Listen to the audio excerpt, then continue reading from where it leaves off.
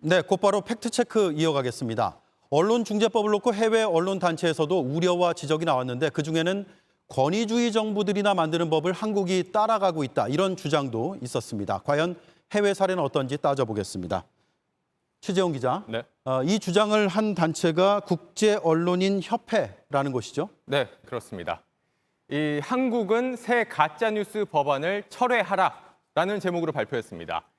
권위주의 정부들이 비판을 억제하려 이 가짜뉴스 법을 채택하는 상황에서 한국이 이런 추세를 따르다니 실망스럽다라고 밝혔습니다. 네, 자, 권위주의 나라가 어딘지 또 실제로 그런 법이 있는지 따져봤죠? 네, 그렇습니다.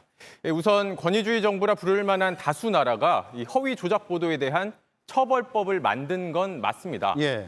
이 두테르테 대통령의 필리핀이 지난해 3월 코로나 관련한 허위 보도에 대해 이 형사처벌을 가하는 법을 처리했습니다. 비슷한 시기에 푸틴 대통령의 러시아도 코로나 허위 보도에 최대 1억 6천만 원 벌금 처하는 법 만들었습니다. 국제언론인협회가 팬데믹 기간 동안 이런 법 만든 나라 모두 18곳이라고 밝혔는데 팩트체크팀이 모두 살펴봤습니다. 대부분 코로나19 등과 관련해 허위이거나 조작된 보도를 하면 형사처벌하는 법안이었습니다. 네, 자, 형사처벌하는 법인데 지금 언론중재법 개정안은 형사처벌과는 관련이 없잖아요. 민사소송이잖아요. 차이가 있습니다. 우리와 달리 18개 나라 중 16개 나라가 형사처벌 조항을 뒀습니다. 나라마다 법이 제각각이고 또 언론중재법처럼 악의적 보도에 대해 징벌적 손해배상을 하는 곳은 없어서 단순 비교는 어렵습니다. 다만 허위이고 조작된 보도를 대상으로 한다는 점은 같습니다.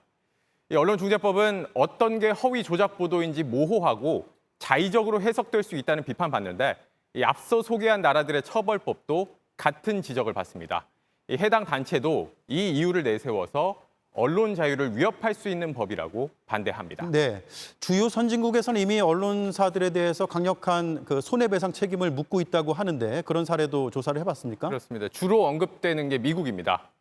미국은 악의를 품고 불법 행위를 한 경우에 징벌적 손해배상 제도가 적용되고 언론도 대상이 될 수 있습니다.